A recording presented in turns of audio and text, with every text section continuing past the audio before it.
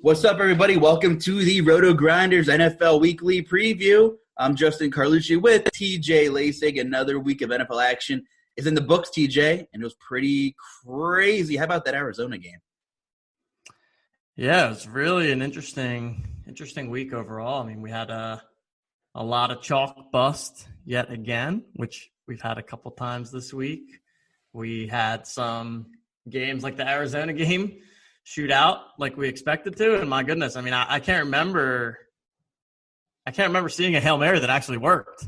It was crazy. I mean, usually, you're watching him chuck it up and you're just waiting for the ball to hit the ground, and what an arm for Kyler, and what to just go up and get it by Hopkins. That was pretty crazy and surreal to watch.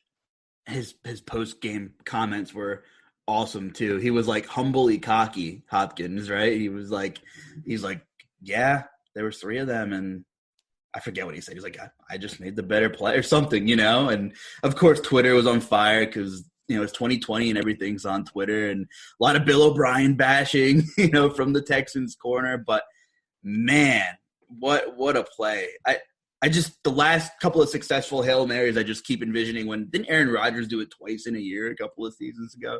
I think one was against Arizona, actually. But yeah, what are the odds of that? Crazy.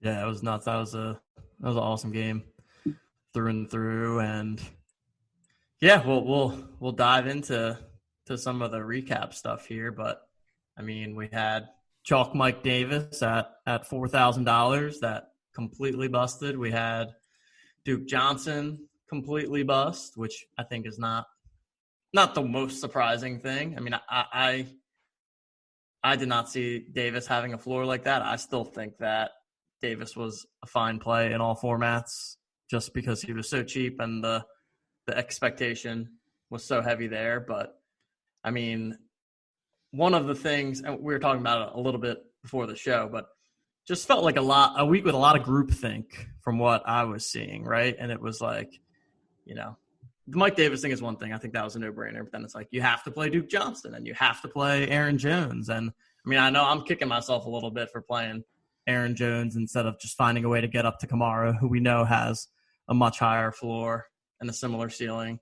And, there were guys like Devontae Parker that were being kind of highly talked about across the industry that I didn't feel great personally about Devontae Parker, but then I played him in my cash lineups anyways. And it's like, man, how can we get ourselves to step outside of the groupthink bubble a little bit? And like, if you don't like a play, you probably shouldn't play him. And so that's me telling that to myself now, but I'm sure that other people probably find themselves falling into that same trap on occasion.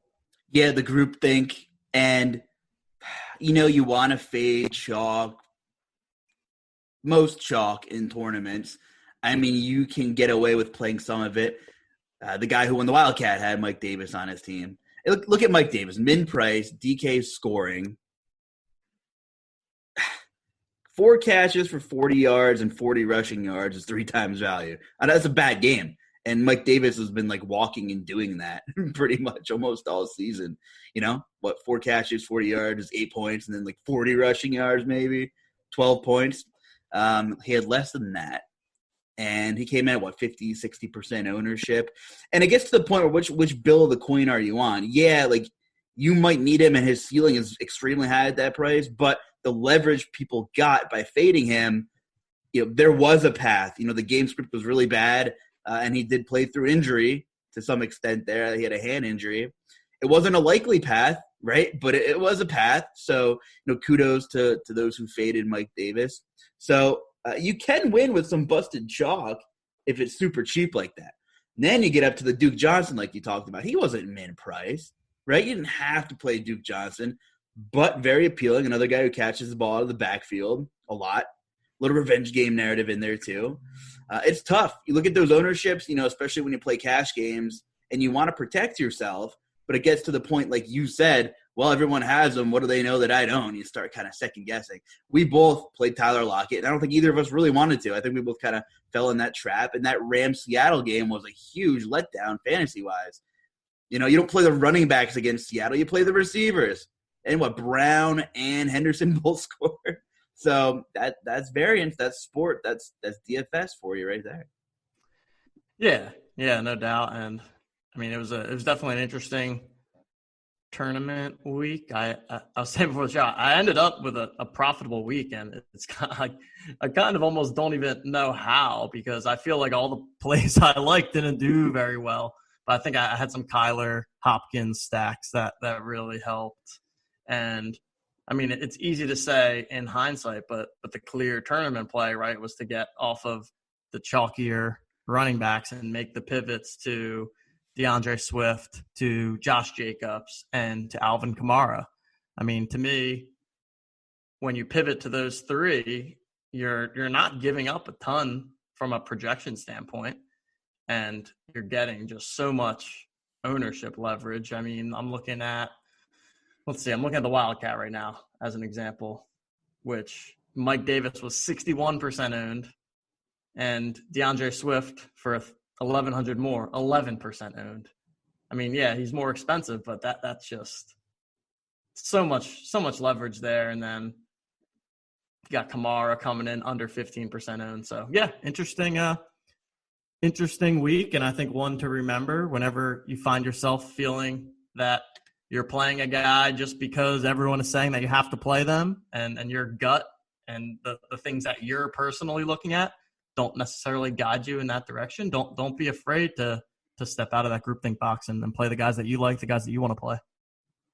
What's your definition of gut, of like gut feeling? I mean, for me, I know it's other than something I need to lose since we've been quarantined, but when you study as much and you've been around and been doing this, I've been doing this a while now. I've been playing annual league since I've been in third grade. I mean, I'm pulling up these like Yahoo Sports had like a couple years ago, log in to see like some of your first teams in your histories. And I was pulling up like Fred Taylor, Jeff Garcia teams and things like that. It was pretty cool. But I feel like your gut is just, you can look at the analysis and the numbers that are going on now, but you've just seen so many similar games and similar situations with the kind of that these players are in, that something's either giving you a little bit of cold feet and you don't know what it is. My gut's telling me, maybe I shouldn't play XYZ player. Just, God, you got to stick with it sometimes. And it's hard to do if you need to get off a guy that's like 40% owned or something like that, who's in would seem to be in a pretty good spot. Sometimes you just got to pull the trigger. What do you think? Does your gut treat you right all the time, TJ?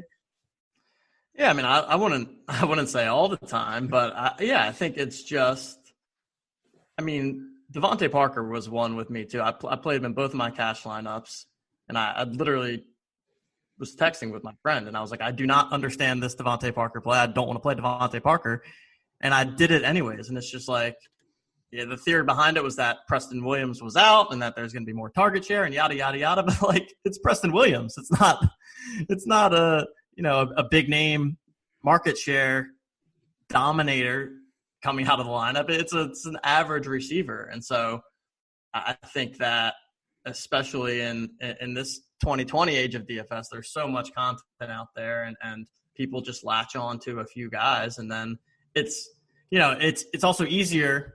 It's easier to sit here now and have played the guys that everyone played and say, oh, well, I just got unlucky because they didn't work out, but they were the good plays because everyone did it, than to be on the other side of it and you don't play the popular plays and then they smash and you just feel like you're an idiot because everyone's like, how could you not have played Devontae Parker? He was clearly a smash. So I think that there's certainly an element there, and I thought that I was over that feeling, and I think that I've gotten much better about that and kind of not having, thinking about that too much. But clearly it did impact some of my decision making, and I think it's something that store away and learn from it. And like you said, remember those situations. That's kind of where your gut comes from. It's like, I've been here before. I've done this before. I've played Chalk Duke Johnson before, and he got 5 points.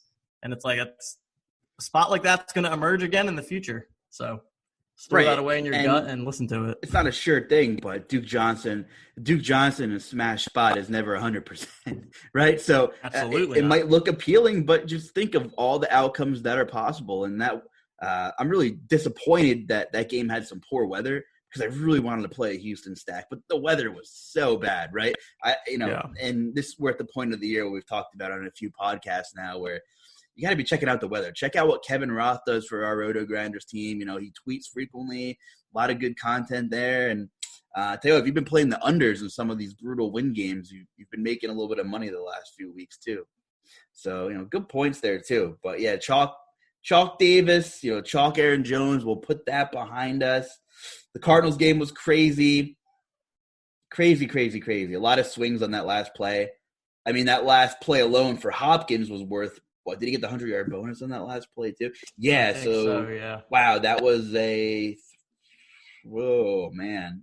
Like a 15-point play. 15 points, I think, yeah. And if you stack them with Murray, then it's a huge swing. I'm sure a lot of people lost GPPs that didn't have them, and maybe some crept up there for the win on one play, which is incredible.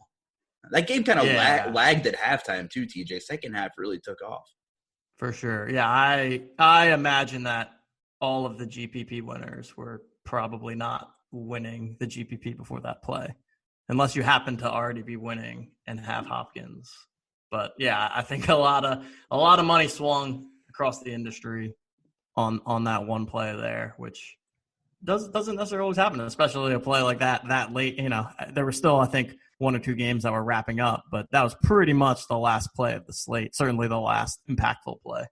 What if I told you the winner of the power sweep on DK, the 153 max, did not have Hopkins? Really? Kyler held Christian Kirk Snowflake ran it back with Cole Beasley. Love it. Yeah, I saw Cole Beasley popping up. Most of the ones I saw were either Kyler or Josh Allen, and then Hopkins and Cole Beasley.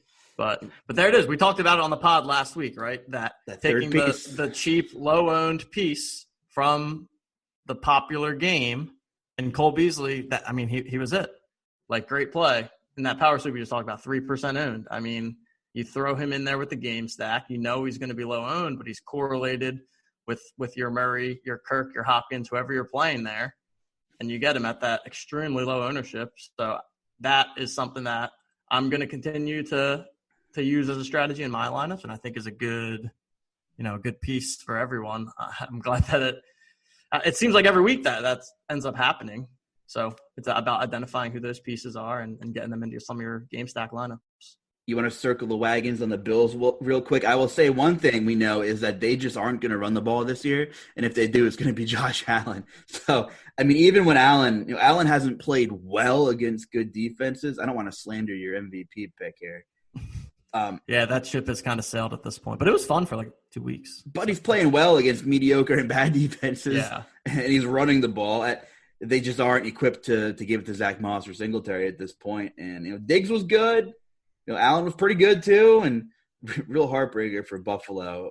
John Brown finally healthy, and then they're going to keep throwing the ball. So I think all those guys are in play. And you rewind the clock like a year ago, and you're like, there aren't 3 Bills receivers in play every week, never, right? But here we are, and I think they're heading into a bye this coming week, though. Yes. No. Yeah, so I think it's a good transition into the next slate here because we don't have the Bills; they're on bye. We've got a really good, or at least fantasy good, Thursday night game for once, Arizona-Seattle. So you have no Kyler and no Russ on this slate. And then you've got the Chiefs playing on Sunday night. So you have no Chiefs on the slate. And then you've got Rams and Tampa Bay, 2 other kind of potentially fantasy-relevant teams playing on Monday night. So I think that we're probably in for a lower scoring slate, if I had to guess off the top, just because some of the more high-powered offenses and more high-powered individual fantasy players are not on the slate. And another thing that we may have that we chatted about briefly is we may have 5,900 Jameis Winston at home against Atlanta if Drew Brees is indeed not good to go. Do we have official? Oh, yeah, he's already out. So that's official. No Drew Brees. So Jameis Winston is probably going to be a pretty popular option to look at. Man, here we go. Yeah, minimum recovery timetable of 2 to 3 weeks. ESPN is reporting for Drew Brees. Of course, Sean Payton didn't come out and say who he's going to start yet between Taysom and Winston. But let's be real here. It's got to be Winston. So what do you think? I mean, are we going to see a Winston chalk week against Atlanta? It's very possible. It's very possible. 5,900 on DK. I will say on the flip side for tournaments, as bad as they are, the Falcons probably have the highest chance on the main slate of a pick six this week. Yeah, no doubt. I mean, yeah, I think Winston emerges as a chalkier play, and with good reason. I mean, there's a couple things in his favor. Number one, like I just said, a lot of the top quarterbacks aren't on the slate, so we don't have the option to play those expensive dual threat quarterbacks, which is going to make people more comfortable paying down when there's less of these 40-plus DraftKings points upside guys on the slate. Number two, the matchup. I mean, Atlanta is one of the better matchups that you can get. Pretty weak defense. Also a team that obviously is a high-powered offense, so expect a shootout there. One of the higher totals on the slate that we have is this New Orleans-Atlanta game. And then third, I mean, he's not the best real-life quarterback, but Jameis is a great fantasy quarterback because he'll just sling it. And, I mean, he's got, I think Jameis, Kamara, and then maybe Michael Thomas become pretty interesting stack options. And, I mean, I think Kamara is probably going to be my favorite play on the slate. It'll be interesting because we'll have both Kamara in this spot against Atlanta and then also Dalvin Cook at home against Dallas. So at least we have to kind of make a decision there because it's probably tough to play both without getting real thin. Yeah, a couple real high-priced running backs over 9K. Of course, McCaffrey, we don't know what's happening there, right? We do not. They're hopeful that he's going to play. And, I mean, he's always in play, too. But, yeah, those guys kind of stand out head and shoulders above the rest in terms of high floor, meaning Kamara and Cook, in good matchups. And they'll carry ownership, so I'm sure. But, yeah, I mean, Kamara obviously strikes me as maybe the top play on the slate in terms of floor. They want to win the game, and they want to run the ball probably as much as they could theoretically with Winston. I mean, we know Winston's going to let it loose at some point. When he was in Tampa, they just didn't have the run game. We'll talk about the Bucs a little later, but yeah, I could see a huge day in store for Alvin Kamara. Here we are. We're saying here comes the chalk. Hindsight's 2020, right? But he's probably pretty safe in that matchup. He checks all the boxes. Atlanta gives up a ton of points to pass catching, running backs, etc. And what were your thoughts on Michael Thomas? I mean, he was, everybody was kind of looking at him as a GPP option. 2 catches, 7 targets. Nothing really happening there. Yeah. Still waiting to see him have his first big game of the season. And I mean, this could be the spot, right? And maybe he comes in at a little bit lower ownership, and he's maybe a pivot off of Kamara, going with the Jameis, Michael Thomas stack, unless you wanted to pair all three together. But I certainly have no problems looking to go back to him. I mean, if I was the Saints, I'd be trying to get the ball out of Winston's hands as quick as possible, which could mean a lot of dump offs to Kamara, and then maybe some of the shorter, lower ADOT passes to Michael Thomas, and just seeing him rack up a bunch of catches. So, I mean, certainly think both of them are in play. And then obviously I think we know the story with the Atlanta side. We've got Julio Jones. Let's see, what's the latest on Calvin Ridley? I think we have no official one way or the other whether or not Ridley will be back. I think regardless, Julio will certainly be squarely in play. I think Ridley's certainly a fine option if he does indeed come back. And it seems like there's one random Atlanta receiver has been going off every week. So this could be another spot where you tack on one of those ancillary, super low owned, super cheap guys from Atlanta in a game stack that has some upside. You make a good point, because every week I play Russell Gage. It's not Russell Gage. It's the guy whose last name sounds like zucchini that I can't pronounce. Yeah, like didn't he have like a crazy game last time? Yeah, 23 points. I picked him up like week 3 or 4 or whatever when Julio, someone else was hurt. The week after he went off, I'm like, cool, this guy might contribute on like a Josh Reynolds type basis maybe once in a while. And then he did nothing for like 4 or 5 weeks. Now, Christian Blake's there too, right? That's the other guy. So it's kind of tough. And I didn't get a chance to personally watch a lot of this Niners-Saints game. But, there wasn't a lot of production outside of Kamara, but it seems like they just didn't run a ton of plays.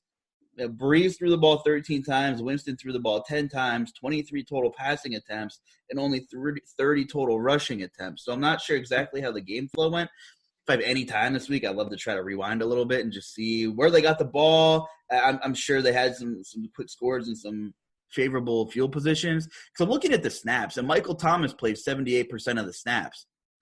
Week 9, he played 55%. That's only a 6-snap difference, right? The Saints had a ton of more plays in week 9 than week 10. So I'm encouraged with the field time we've seen. He was almost on the field the whole game. I'm looking at the other receivers here. Emmanuel Sanders 58%, and then nobody else was above 40 of the receiving core here. So you might think that Michael Thomas isn't producing. They're not looking at him. And, we thought last week might have been the GPP spot. I think you could ride that horse maybe another week when let's be real here. You want to talk tournaments, the leverage you might be able to – I'm sure he'll carry ownership, but the leverage you could probably get on Michael Thomas, I'm curious to see what it's going to be. We know the matchup is as juicy as it gets against Atlanta, receivers against Atlanta. But how many people are going to play both of them with maybe Jameis Winston? You could for sure, but I would assume Kamara would carry higher ownership than Michael Thomas.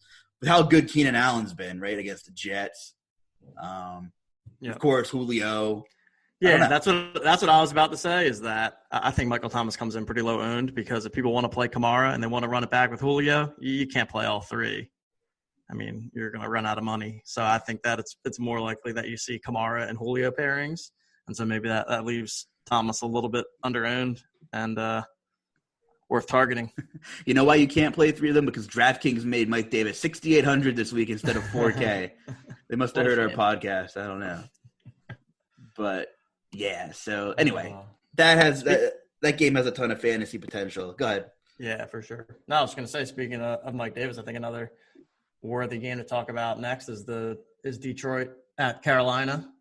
Looks like we got a 49-point total. Carolina 2-point home favorites, and is DeAndre Swift starting to emerge maybe as the finally lead dog in the Detroit backfield here? He had 16 carries, 81 yards, 5 catches for 68 and a touchdown on 5 targets.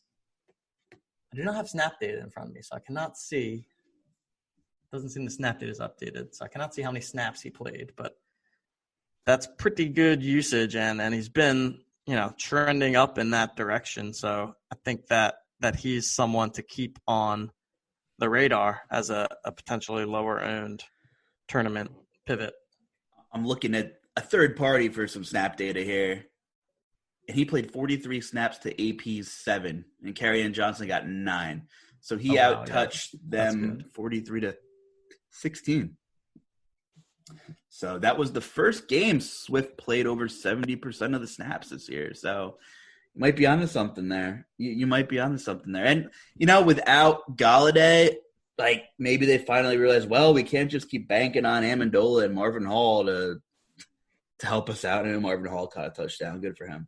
But we can't just keep giving Marvin Jones 10 targets and expecting to be explosive at all. So here we are. Yeah, I like that call on DeAndre Swift. And that was just a crazy game, too. Listen, Alex Smith set a career high in passing attempts, 55. He only threw 50 or more twice in his career. He's been playing football since 2005, and that was one of them. And can we please talk about the 29 targets the last 2 games he's been feeding J.D. McKissick?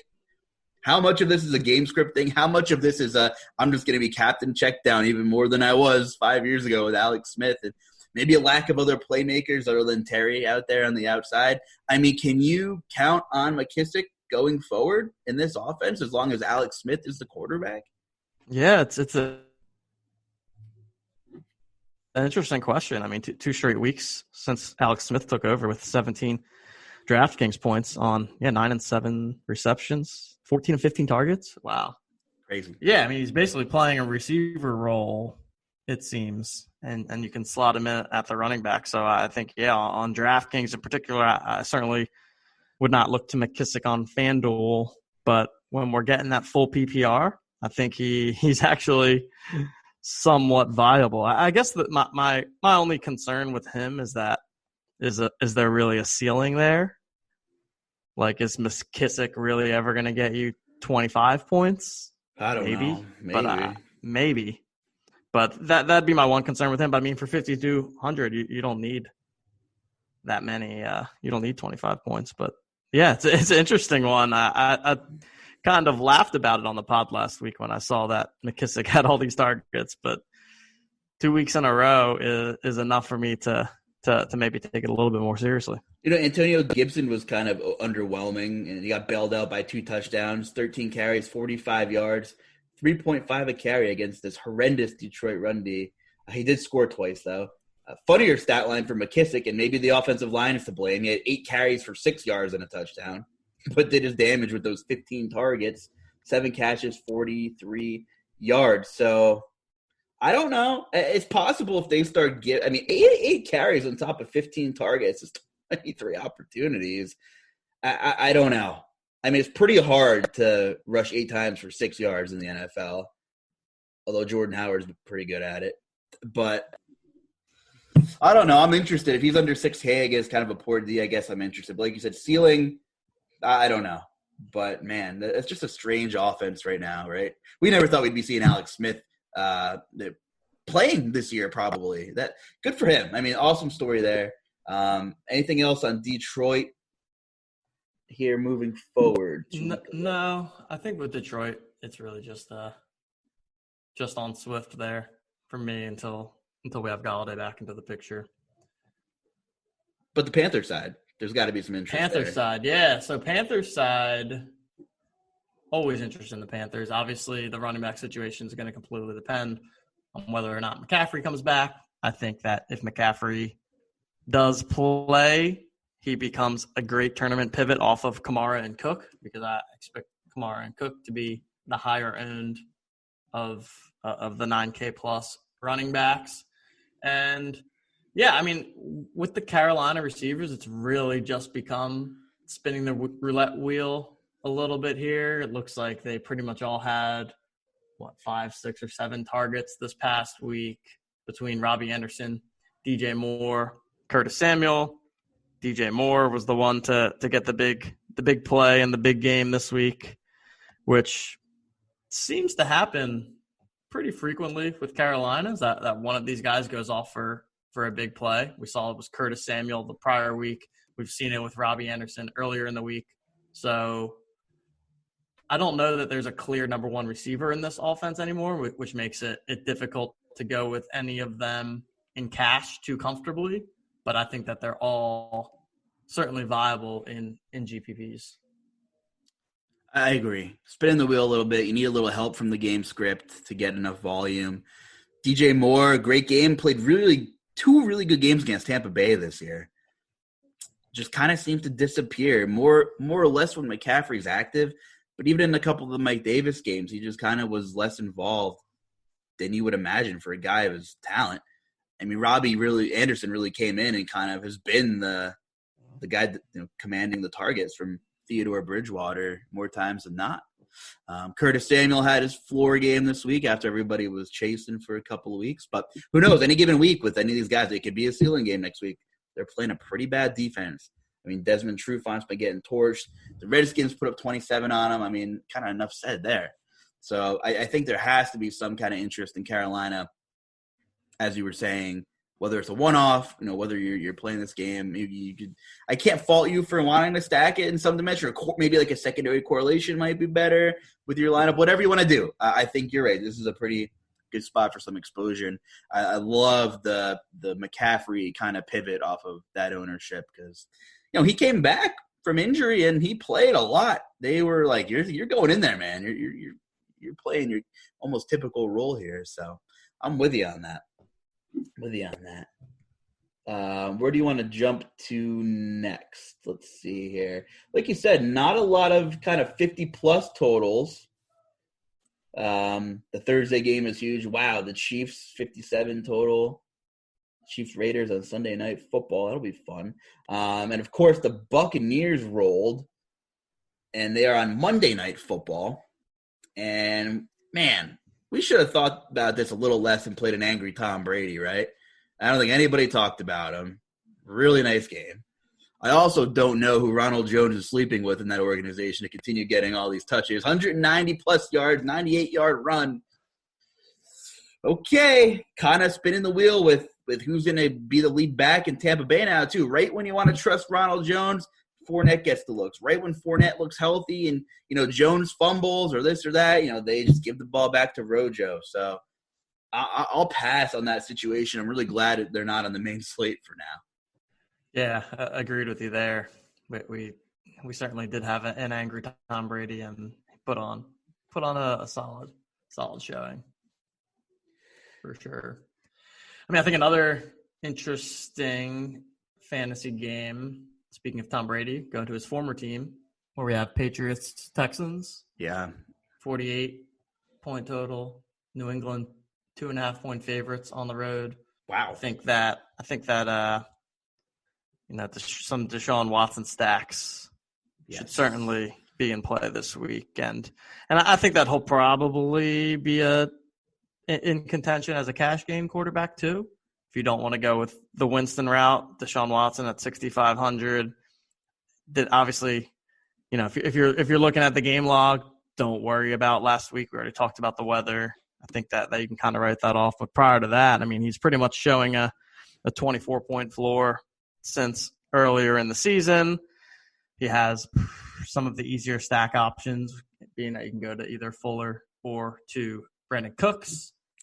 I'm not sure if we're going to have Duke Johnson 2.0 this week. Yeah, David Johnson's on the IR. So, if you want to go back to Duke Johnson, let's see. He's at 5,400 this week. Probably be one of those spots where nobody really wants to play him because everyone got burned by him last week. And then on the New England side of the ball, Jacoby Myers definitely has my interest. He's gotten 10, 14, and 7 targets in the past 3 games. Just think that he's emerging as Cam's go-to guy. And he apparently can throw touchdowns too. How about it? The thing that stinks about this game is New England wants to be this power run team when Damian Harris is healthy. So I think, where we don't see that total over 50 is probably because they want to chew. The only way the Patriots are going to win games is if they chew up enough clock, right, and kind of play the way the Titans did last year when they were kind of rolling through New England and sticking it to Baltimore. So that kind of really stinks from a game perspective because the clocks can keep running and fantasy sports is all about opportunities. But yeah, I mean Duke Johnson averaging 15 carries over his last 2 games and didn't really put up nothing to write home about either of those 2 games. The weather was really bad in Cleveland's game against Houston. I'm kind of willing to just totally throw out that box score. And I'm totally willing to throw out most of the box score last night between New England and Baltimore. I think Bill Belichick turned up the Buffalo Wild Wings sprinklers on that last drive of the game. I mean, there was no chance for Lamar. And, we could talk about that briefly later. But, that's who New England wants to be. Myers commending a lot of the targets. He has shown a good rapport with Cam Newton. They brought in Isaiah Ford, and he didn't play a single snap. And N'Keal Harry, I'm not even sure if I saw him on the field. I don't have the data in front of me. But, yeah, I mean, I'm interested. And Houston's pieces with Watson are fairly affordable. And they probably will be for the next couple of weeks. They've been pretty cheap all year. We talked about Brandon Cooks. You said he flopped his chalk week earlier this year, and he's been pretty good ever since. Led the team with 8 targets. Well, so did Fuller, 8 and 8. Both had 8 targets against Cleveland. And I like that Houston stack is sneaky, even though New England wants to chew up a lot of time and kind of be that power run team. So I do like that for tournaments, especially going back to Duke Johnson. With all those high 9K options you just talked about, who's going to play Duke Johnson? Yeah, no, definitely. He'll come in super low owned, I think, this weekend. Yeah, I'm with you there. You're certainly hoping for a game script where Houston gets ahead early. New England has to chase and has to start throwing more and speeds up the game a bit more. So that's why I like someone like Brandon Cooks, because for a lineup like that to hit the top of the GPPs, you want the long Cooks or Fuller type touchdown, obviously for the fantasy points, but it also just speeds up the game, right, and forces New England to push the pace a little bit more. So I think that's where my interest would be on that front. There's another game over 50 points is Green Bay and Indy, which is an interesting one. Devontae Adams' price came down a bit, I saw. Back down to 8,600. I think he was like 9,500 last week. No, he was 9,000. He was 9,500 fatal. 9,000 on DraftKings last week. So he only got 19 points. So you have to take his price down. You know, just a horrible game for Devontae Adams. I mean, that's basically his floor right there. Still saw 12 targets. I mean, Devontae Adams is always in play in any format of any DraftKings game that you're playing. And I think this week is certainly no different there. Agreed. And I think just off first glance, you might actually get decent ownership on him. I'm not saying he's going to come in under 10, but, you know, in the teams maybe, which is fair. Just with that Atlanta-New Orleans game and Keenan Allen being so good against the Jets, you know, Scary Terry doing his thing, just looking at some of these names in some pretty good spots. The Carolina guys, you know, have some ownership too. That I don't think we're going to see Adams pushing, you know, 25%, especially if people are going to pay for Kamara in that smash spot too. And Indy has a pretty good run D, you know. They might funnel the run, make Green Bay throw a little more. They're just a solid defensive unit, you know, as it is in general. But, hey, Green Bay playing indoors, Devontae Adams, I'm fine with that. I like him for the tournament play a lot, actually. Yep, agreed. And I even like I like Aaron Rodgers this week, which is not something I've been saying because I've been talking about the dual threat quarterback options when you're paying up. But since we can't pay up for any of those, I mean, obviously we have Lamar Jackson there, but I mean, I'm just not really interested.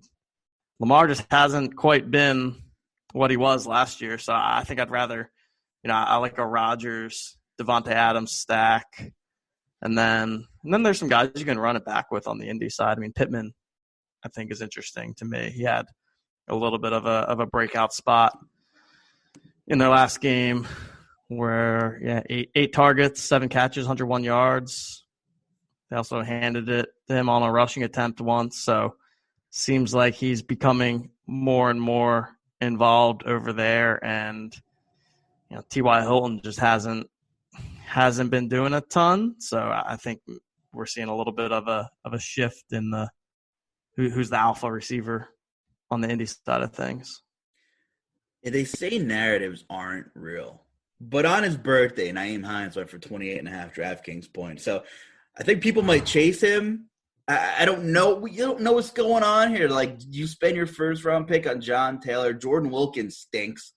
And Nyheim Hines was, I mean, he balled out. But on the flip side, if the Packers get ahead in that stack you're talking about, you know, Hines is going to be the guy you would think commanding some of the targets out of the backfield. So another guy whose ownership I'm curious to see, you know, if people are going to chase him. I mean, last 2 out of 3 weeks, he scored over 20 DraftKings points. I mean, he's had multiple touchdowns in 2 of those games, though, which we know isn't going to happen regularly. But it's a thing. But I mean, that's the upside you're looking for, right? I mean, it's kind of what I was saying with the McKissick of like McKissick might have a really high floor, but does he really have that upside? Whereas Hines, yes, he doesn't have a floor because he could completely get game scripted out, or I don't know. It seems like Indy sometimes flip a coin in terms of who's going to play running back for them on a given week. But I mean, I love that call. And now that, I mean, I am very interested in Rodgers, Adams stacks, running it back with either Hines or Pittman.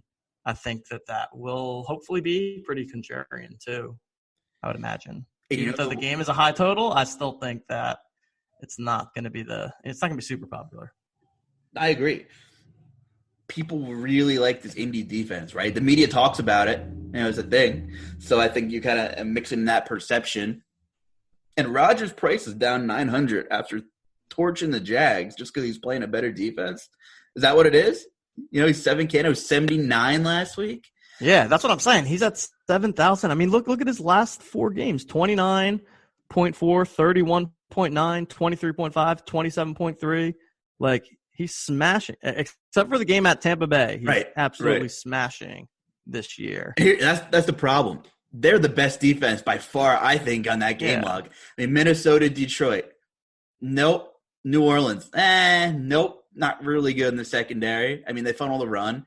Atlanta, horrible. Tampa Bay, although the last couple of weeks, Tampa Bay has looked a little confused, but they were pretty much on fire the first month and a half. Mm-hmm. Houston, Rodgers lit up Houston. Minnesota again. The Niners are so injury prone. The Jaguars stink. So have we seen Rodgers play against anybody formidable other than Tampa Bay? And I'm just playing devil's advocate here. Totally just playing devil's advocate here. No, it's a great point. Yeah, he has had a ton of good matchups and is destroying in those good matchups. So that could very well be the case. I think that's a good call out.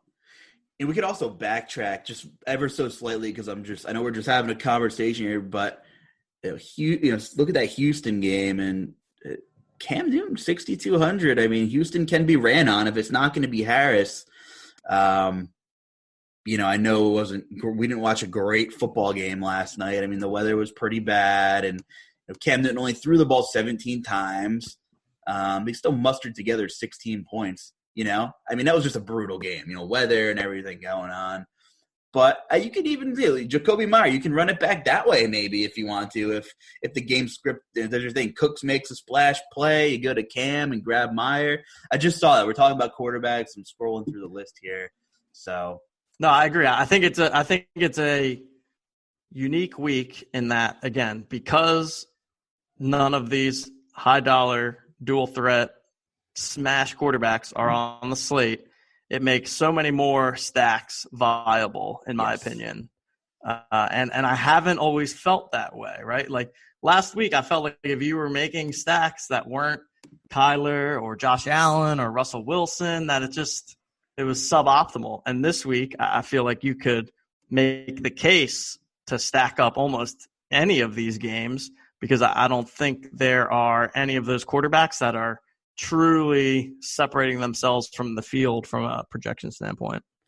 Right, and not a ton with that super rushing upside that we're talking about here. Also, Teddy Bridgewater, Matt Rule said he's hopeful Bridgewater can practice Wednesday, so I guess that's just something to keep an eye on injury-wise.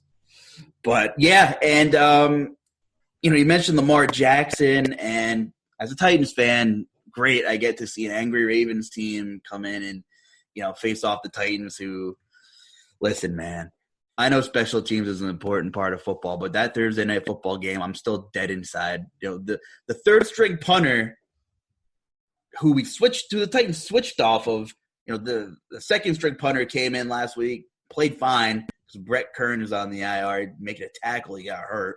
And, wow, I've never seen just special teams meltdown kind of gift the Colts that game when Nyheim Hines went off on his birthday. So that being said, the Titans have just been – it's a schematic thing with their defense. Vrabel has a big head. He never brought in a defensive coordinator. Dean Pease, the longtime Baltimore D coordinator, was the Titans defensive coordinator last year. He did an amazing job with that unit. And a lot of the same faces are back, and they brought in Desmond King, and they brought in Clowney. So the most maddening thing is when you're talking about Tennessee Titans football, and this is a 6-3 team who I'm just bashing right now, is schematically they're just doing the whole giving the receivers 8 to 10 yards off the line of scrimmage every play. We saw Pittsburgh do it to them. We saw Philip Rivers do it to them last Thursday night. And Vrabel just bit off more than he could chew. And I love a lot of the calls that Mike Vrabel has done with this Titans team, but not bringing in a defensive coordinator is asinine. And unless they make some adjustments here and really start challenging some receivers, it's going to be rough. However, you look at this Baltimore team, where Tennessee actually kind of their scheme kind of matches up pretty well with them. Because do you ever see Lamar take a snap and do like a 2.5-step drop and just quick check it to Marquise Brown? No. He runs it out of the pistol. He has to run play action. They're longer developing throws, which actually makes me not really as interested in Lamar Jackson either. I can't believe I'm saying this. So I'm really curious to see, if the Titans actually make any adjustments, and just to kind of bump over is, Derrick Henry would be a hell of a tournament play this week. Who's going to play him against Baltimore?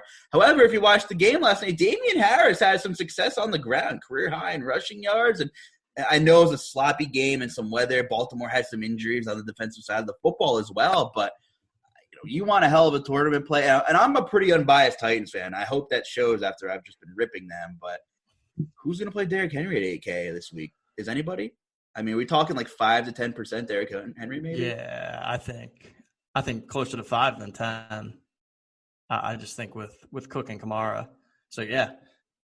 And we've talked about it before. It doesn't matter with the matchup. Like, if Henry's going to either score his 90-yard touchdown or he's not. Like, I don't think that's necessarily a matchup-dependent thing, and that's what happens when Henry hits his ceiling. So I think that is certainly viable. I would probably save him for larger field stuff, but I think that's certainly there. And, yeah, Baltimore is just tough for me to evaluate, and I really don't have a ton of interest in them. You just never know. Willie Snead, 2 touchdowns. Come on. When does that ever happen? And Baltimore used to be tough for me because the whole offense used to just be Lamar. And so I used to love playing Lamar, but never knew who to pair him with. But now that Lamar has even been taking, I think, a clear step back this week, it's just I'd rather target other spots that are maybe more predictable and have more of those condensed target shares where you kind of know where scoring is coming from.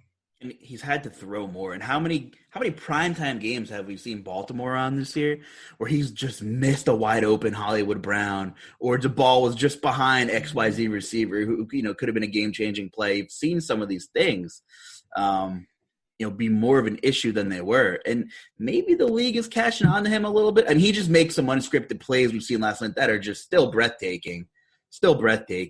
And people are very quick to say, well, Kyler's a sure thing more than Lamar Jackson. It's pretty funny, what the recency bias is here. And Kyler's incredible. They're both incredible. I think Lamar Jackson will figure it out. There was just a strange game. But I really am not as interested. We were talking about playing Lamar Jackson last year, all year naked in cash games, right? You can just lock him in. Yep. But it's a combination of a lot of things here. Like you said, taking a step back, maybe mentally a little bit, and the other teams are catching on. And he doesn't have a ton of help. They got 3 capable running backs. And Marquise Brown is, I wouldn't call a possession receiver. And before Nick Boyle got hurt last night, gruesome injury, hopefully he's doing well. Mark Andrews and Boyle were basically splitting snaps the last 5 or 6 weeks, which I wasn't aware of before I actually looked into it because I don't play a ton of Ravens. Which would explain a lot of volatile outputs in what was happening with Mark Andrews. Willie Snead's getting the ball a lot now. So there's not a lot of help on that Ravens offense. So the Titans-Ravens, 2 games were, what a difference a couple of weeks makes. Both teams are jockeying for position now. The Steelers are still undefeated, so every game is very critical for the Ravens as well as the Titans. And we could jump into the Steelers because that was a game where weather was a question mark. But I can tie that into one of the games where the Titans were playing 10 yards off the line of scrimmage was against Pittsburgh, and I talked about it last week on the podcast, and we kind of saw the same thing with the Bengals, playing way off the line of scrimmage. I get it. You're overmatched in the secondary. You don't know maybe who's getting the ball, but all 3 of those Pittsburgh receivers looked great, and we saw some people on Twitter saying if Deontay Johnson doesn't get hurt in the first drive or 2, he's going to smash. He just keeps seeing the volume. And Claypool was good. He scored a couple of times. And Juju was pretty good. But, man, Big Ben and that Steelers stack won some people a lot of money. And we talked about it right here on the pod last week. We said we're tooting our own horn. Here's our one victory lap maybe if we can. We're allowed a victory lap once in a while. These receivers are in great spots. And Dallas did the same thing as Pittsburgh. That cushion. And, Ben's going to keep taking that. So I can't decide if it's just a schematic thing or can they just not run the – do they know they can't run the ball with James Conner? He had 9 carries for 22 yards against Dallas. We thought, okay, maybe Ben was taken, what the defense was giving him. 13 for 36 against the Bengals is bad. The Bengals are bad. So maybe it's a combination of both. For whatever reason, those are 3 very good receivers in Pittsburgh. They're getting the respect of the defense. And maybe Pittsburgh just is like, James Conner might not be it. What do you think about this, TJ? I think it's fascinating. Yeah, it's really interesting. Definitely seem to be skewing much more heavily towards the pass. And, yeah, Connor just hasn't really flashed much of anything so far this season. I mean, the last 2 weeks he's barely getting the ball 10, 15 times. So you would think, okay, Pittsburgh 10-point favorites going into Jacksonville. Great spot for James Conner, but I'm certainly not dying to click that button, and I probably won't, to be honest, for 6,600. But on the flip side, yeah, like you said, I think Pittsburgh passing game, another one that's in play here. Ben has shown some upside. You can double stack him. Good options to at least a good option or two to run it back. On the other side with Jacksonville, with DJ Chark, I think would be probably my favorite one. We've seen him have some of that upside as well. So, yeah, I mean, it seems Pittsburgh are a good team, right? And it seems like they're going to do what's working. They're going to do what's most efficient for them. And right now, that's throwing the ball with Ben, and they're doing pretty well with that. So, I think Deontay Johnson, like we said, whenever he doesn't get hurt, he seems to find his way to 10-plus targets and has had quite a few big games. We've seen Claypool have his monster upside, and then we know what Juju is capable of, and he was off to a little bit of a slow start earlier in the season, but seems to be picking it back up. So I think that all 3 of those receivers, pairing that, and even pairing them with Ben, again, in a week where there's no clear optimal quarterback plays, I think Ben is certainly viable for tournaments. Last 3 weeks, 2 weeks, Deontay Johnson, 10 targets week 9, 11 targets week 10. Claypool, 14 targets week 9, 11 week 10. Juju, 7 targets week 9, 13 week 10. I mean, we just haven't seen all of them when they're all healthy together a lot, right? Because Deontay's been knocked out of a couple of games. Juju, I think, missed a game, which I think is interesting. However, if you look at the air yard market share, week 10 against the Bengals, Claypool dominated 41%. And, yeah, Deontay saw a ton of volume, but he was down there at 26%. And then there's Juju at 19%. And dare I say, I never thought I'd be saying Juju would be the third fiddle in a Pittsburgh offense in 2020, but he pretty much is. Week 9, when everybody was healthy as well, Claypool, 39% of the air yard market share. Deontay, 21%. Juju, 15%. So, wow. I mean, we're seeing Deontay get these looks at the line of scrimmage. Maybe actually Ben is kind of one of those, like, pass options where he sees he's one of those few quarterbacks in the league where the OC's like, do what you got to do. And if you see that corner given a 10-yard cushion, you can pass out of a run play. And he's getting a lot of the, his yards after catch is very impressive, Deontay Johnson. He's always running for his life. Maybe that's why he's always getting hurt. I don't know. But I think we're in agreement that, these guys are all very viable. It's tough to pick between them. You can stack them. But it just seems like Juju's the third fiddle there. We've seen all this data now, right? If they're all healthy. Yeah, it definitely seems that way. So I'm fine leaning towards Claypool and Johnson in those Pittsburgh stacks. Surprising, but sometimes we have to have a short memory, and just because Juju was the number one option last year does not mean that that's the case. And I think we have, like you said, a large enough sample at this point where I think that's just the 2020 Steelers offense. Got a couple minutes left here. Get on over there to RotoGrinders. Our premium tools are awesome. Check out TJ's GPP article every week. Lineup HQ is amazing. Our optimizer is fantastic. Everything you need right at your fingertips. I love how it shows all the team totals on Lineup HQ too. And, for people looking at Vegas totals, it's important to look at these specific team totals as well, because you might see that 47.5 with the Pittsburgh-Jacksonville game we just talked about. But realistically, Pittsburgh is expected to put up a lot of points as many, if not more, than some of these teams in the 50-point total games. So just something to keep in mind. And, you can see all of that with our RotoGrinders premium tools. And really, the databases we have are second to none. Really, the subscription is so worth it. Ton of live shows, podcasts to keep you updated. Awesome stuff. Couple minutes left here. I know we didn't run through everything. We wanted to cover the major games, but let me hear it. Eagles, Browns, anything at all in this game.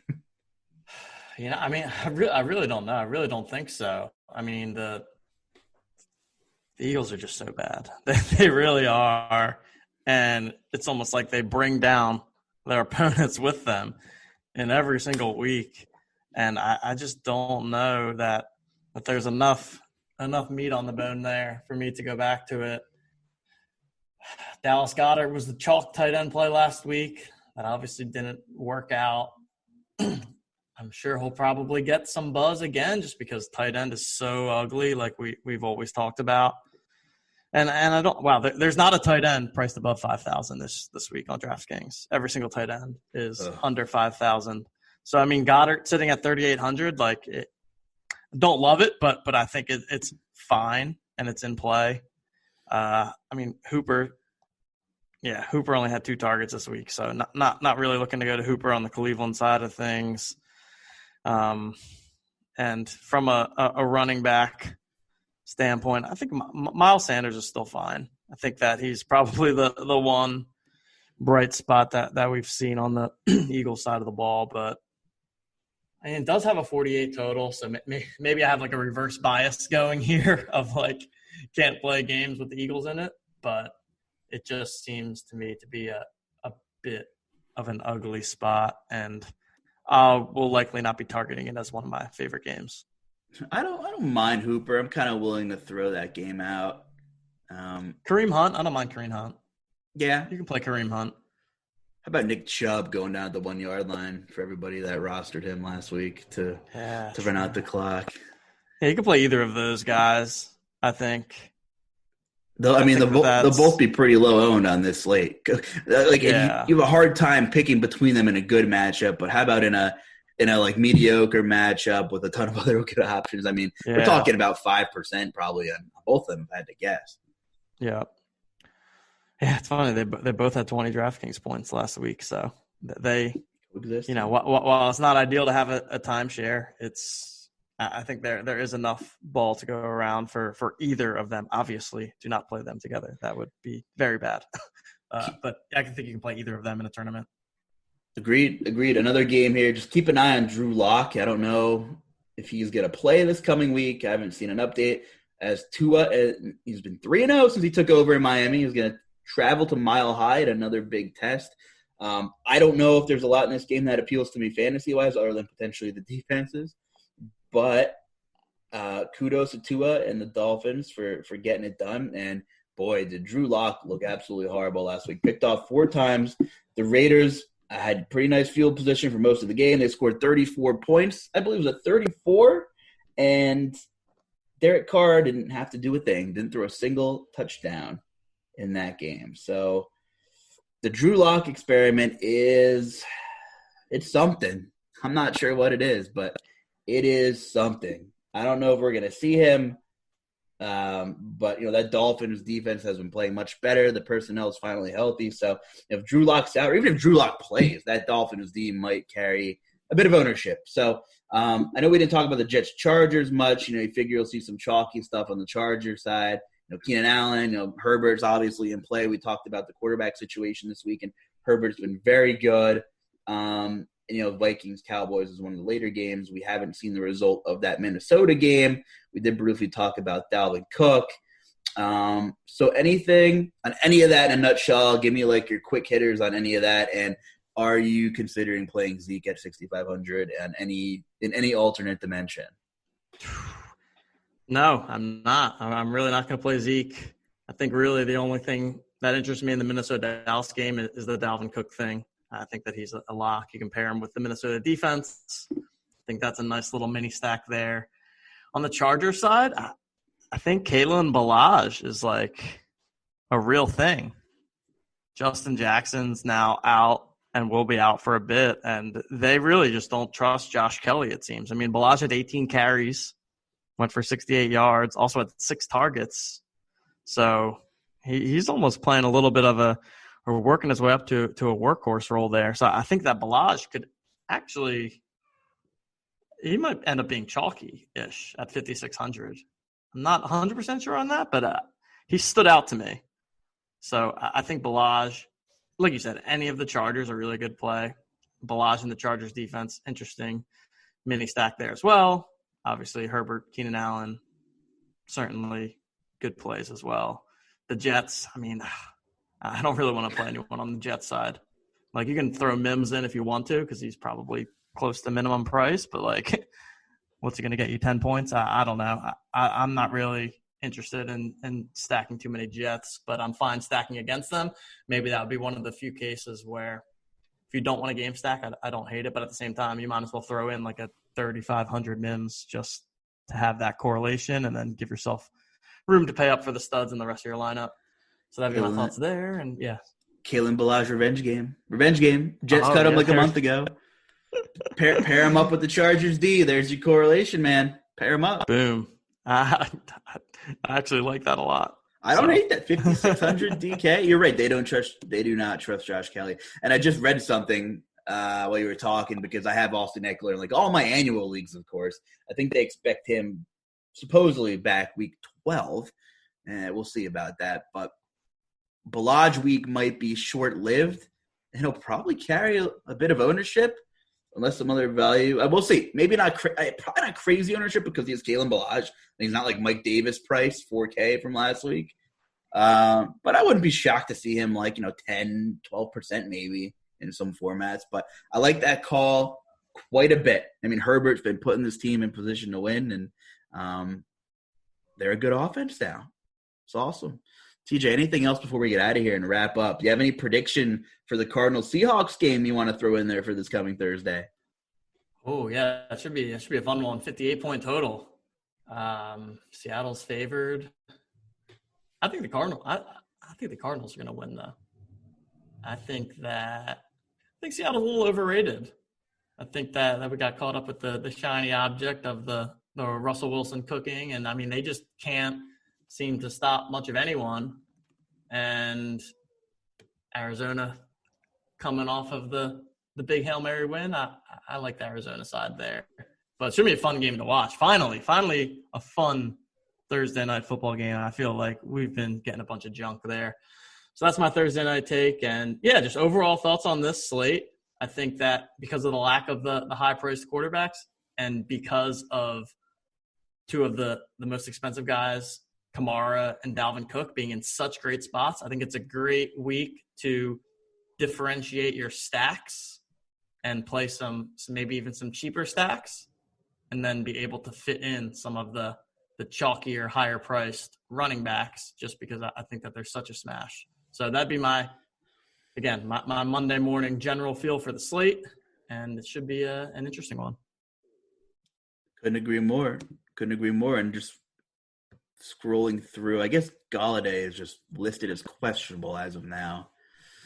But that's definitely something you want to watch too in a pretty decent game environment with Carolina. So, yeah, I mean, with some of these smash spots, Kamara and a lot of people are probably going to play Jameis Winston if he's announced a starter. That the ownership projections, which you can find at RotoGrinders.com with a premium subscription, is going to be fun to analyze as the week moves on. There'll be a lot of great pivot spots this week too. So keep an eye on the rest of our team, the RotoGrinders crew, bunch of live shows this week as usual, before the Thursday night game, Sunday morning, the guys do a good show for a couple hours and always great analysis. You got to love it. TJ, what is your content schedule like this week, and where can people find you on Twitter? Yep, you can find me on Twitter at TJL5124DFS.